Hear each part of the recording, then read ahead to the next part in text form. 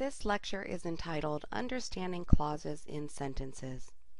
In order to be able to recognize typical errors like fragments and run-ons, it is important to be able to recognize clauses within sentences. Understanding clauses is an important piece in understanding sentence structure and appropriate punctuation. Clauses. All clauses must contain a subject and a verb. Yet not all clauses can stand on their own as sentences. Let me explain a bit more. Here's a clause. Jim runs. What is the subject of this clause? What is the verb? The word Jim is the subject of the clause, and runs is the verb. In its current state, this clause would be called an independent clause, abbreviated as IC. An independent clause can stand alone as a sentence, with a capital letter on the first word and a period after the last word.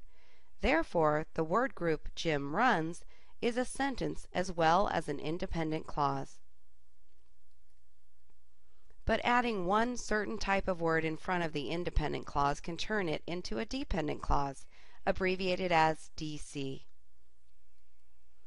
Take a look at some of these examples.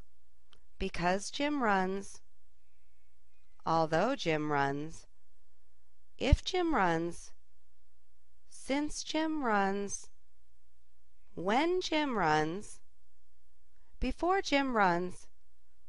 Each of these word groups is incomplete simply because a single word has been added in front of the words Jim runs.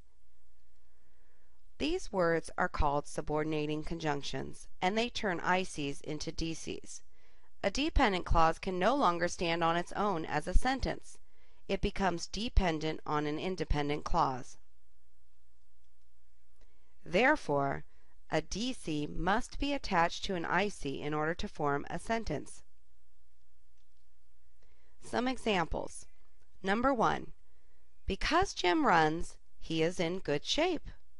Notice how once the dependent clause because Jim runs is attached to the independent clause, suddenly we have a complete sentence. The same situation occurs in number 2. Although Jim runs, he often finds himself out of breath. In both of these examples, the dependent clause is at the front of the sentence.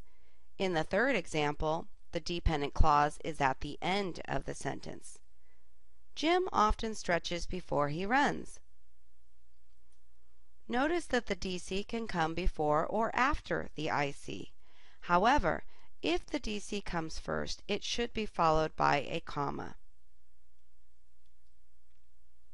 For more information on independent and dependent clauses, check out this link.